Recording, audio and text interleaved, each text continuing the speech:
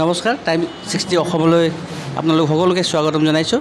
আজি আমি চৰাইদেউ জিলাৰ হাপেঘাটি বৰুৱাবাৰী গাঁৱত আমি উপস্থিত আছোঁ। এই গাঁৱত বৌদ্ধ গুম্বাত আজি বৌদ্ধ পূৰ্ণিমা উপলক্ষে ইয়াত অনুষ্ঠান এটা আয়োজন কৰা আমি দেখিব পাইছোঁ। সেই সন্দৰ্ভত আমি কিছু জানিব চেষ্টা কৰিম। আমাৰ মাজত উপস্থিত আছে উদযাপন সমিতিৰ বিষয়ববীয়া উপস্থিত আছে আৰু লগতে তেওঁ ছাত্ৰ সংগঠনৰ এজন নেতা অশোক লামা আমাৰ মাজত উপস্থিত আছে। আজি আপোনালোকৰ অনুষ্ঠানৰ বিষয়ে কি ক'ব, কেনেকৈ কি হৈ আছে? হয়, আজি ডিব্ৰুগড় আৰু চৰাইদেউ জিলা মহায়ান বৌদ্ধ মানিপা সংঘৰ উদ্যোগত আৰু লাচাং ছয়লিং গুম্বা ৩ নং হাওঁফাওঁ বৰুৱাবাৰী গাঁৱৰ সহযোগত আজি আমি ২৫৬৮তম বুদ্ধ জয়ন্তী উৎসৱ আমি পালন কৰিছোঁ আৰু খুব ধুনীয়া অনুষ্ঠান হৈছে। আৰু বিশেষকৈ আজি ৰাতিপুৱা আমি পতাকা উত্তোলনেৰে আৰম্ভ কৰা আমাৰ দিনজোৰা কাৰ্যসূচীৰ অনুষ্ঠানটো যেতিয়া আমি আৰম্ভ কৰিছিলোঁ, দিনৰ ভাগত আমি ধৰ্মীয় আলোচনী সভা এটি ৰাখিছিলোঁ, য'ত নেকি আমাৰ গোৰ্খা উন্নয়ন পৰিষদৰ সন্মানীয় অধ্যক্ষ প্ৰেম তামাং ডাঙৰীয়া উপস্থিত আছিল আৰু নিৰ্দিষ্ট বক্তা হিচাপে আমাৰ সন্মানীয় সদৌ অসম বৌদ্ধ মহাসভাৰ সন্মানীয় উপদেষ্টা দুৰ্গাশ্যাম ছাৰ আমাৰ মাজত উপস্থিত আছিল। লগতে সোণাৰী বিধানসভা সমষ্টিৰ সন্মানীয় বিধায়ক ধৰ্মেশ্বৰ কোঁৱৰ ডাঙৰীয়া আমাৰ এই ধৰ্মালোচনী সভাত উপস্থিত আছিল। বিশেষকৈ লগতে পূৰ্বাঞ্চল তামাং বৌদ্ধ সংঘৰ যুৱক সংঘৰ সাধাৰণ সম্পাদক দীপু ঘিচিঙো আমাৰ এই মঞ্চত উপস্থিত আছিল। লগতে বিভিন্ন আমি আমন্ত্ৰণ কৰা প্ৰত্যেকজন আমাৰ আমন্ত্ৰিত অতিথি, সন্মানীয় অতিথি, লগতে বিশিষ্ট অতিথি, মুখ্য অতিথি সকলো আমাৰ অনুষ্ঠানত উপস্থিত আছিল।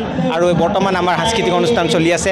বিশেষকৈ সাংস্কৃতিক অনুষ্ঠানত আমি উদীয়মান কণ্ঠশিল্পী বিকাশ চেংদানক আমি নিমন্ত্ৰণ জনাইছিলোঁ আৰু বৰ্তমান বিকাশ চেংদানে গীত পৰিৱেশন কৰি আছে। ইয়াৰ পাছতেই আমাৰ অসমৰ এজনী উদীয়মান কণ্ঠশিল্পী ক'ব লাগিব। লগতে তাই বিভিন্ন বিহু অনুষ্ঠান, লগতে আমাৰ গোৰ্খা অনুষ্ঠান, তামাং অনুষ্ঠান, বিভিন্ন মঞ্চত তেখেতে বিহু গীত গাই ইতিমধ্যে দৰ্শকক মুগ্ধ কৰিবলৈ সক্ষম হোৱা আমাৰ এই চৰাইদেউ জিলাৰ নামতলাৰ নিবাসী মিছ ববিতা ৰায়ক আমি গীত পৰিৱেশন কৰিবলৈ নিমন্ত্ৰণ জনাইছোঁ। কিছু সময়ৰ পাছতে তাই গীত পৰিৱেশন কৰিব আৰু তাই ইতিমধ্যে আমাৰ লগত আছে আৰু তাই দুটা কথা ক'ব। আৰু খুব ধুনীয়া অনুষ্ঠান আৰু খুব সুন্দৰ হৈছে। ৰাইজে আপোনালোকে কেনেকৈ সহযোগ কৰিছে? চাওক, ৰাইজৰ সঁহাৰি আপোনালোকে দেখিছে। এতিয়া ইতিমধ্যে আপোনালোকে হয়তো গ্ৰাউণ্ড ৰিপৰ্ট লৈছে। প্ৰায় আজি ২০০০মান আমি ভবা নাছিলোঁ যে ইমান দৰ্শক আজি উপস্থিত থাকিব, কিন্তু প্ৰায় ১৫০০-২০০০ দৰ্শক আমাৰ এই সৰু অনুষ্ঠান বা গাঁৱৰ অনুষ্ঠান হ'লেও ইয়াত ইমান ধুনীয়াকৈ দৰ্শকৰ সঁহাৰি আৰু বহু দৰ্শকৰ উপস্থিতি দেখিবলৈ পায়। ক'ৰবাত নহয় ক'ৰবাত আমাৰ অনুষ্ঠান সফল হোৱা যেন আমাৰ অনুভৱ হৈছে। ধন্যবাদ থাকিল আপোনালৈ। আমাৰ মাজত উপস্থিত আছে জনপ্ৰিয় কণ্ঠশিল্পী ববিতা ৰায় আমাৰ মাজত উপস্থিত আছে। এই অনুষ্ঠানত স্বাগতম জনাইছোঁ। কি ক'ব, আজি এই অনুষ্ঠানত উপস্থিত হৈ কেনেকুৱা লাগিছে, কি ক'বা? সৰ্বপ্ৰথম মই আপোনালোকক ধন্যবাদ বুলি ক'ব বিচাৰোঁ।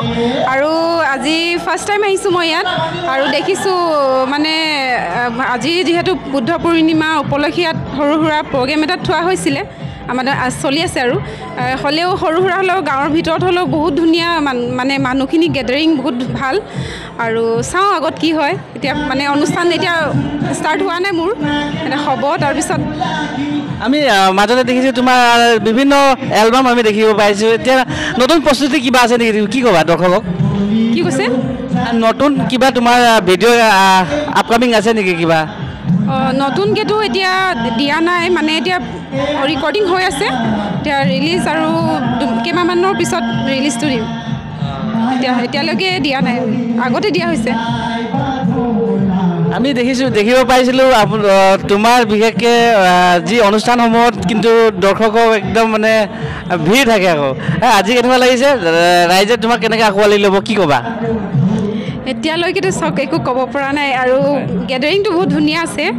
এতিয়া পাৰফৰ্মেঞ্চটো হোৱাৰ পিছত ক'ব পাৰিম আৰু।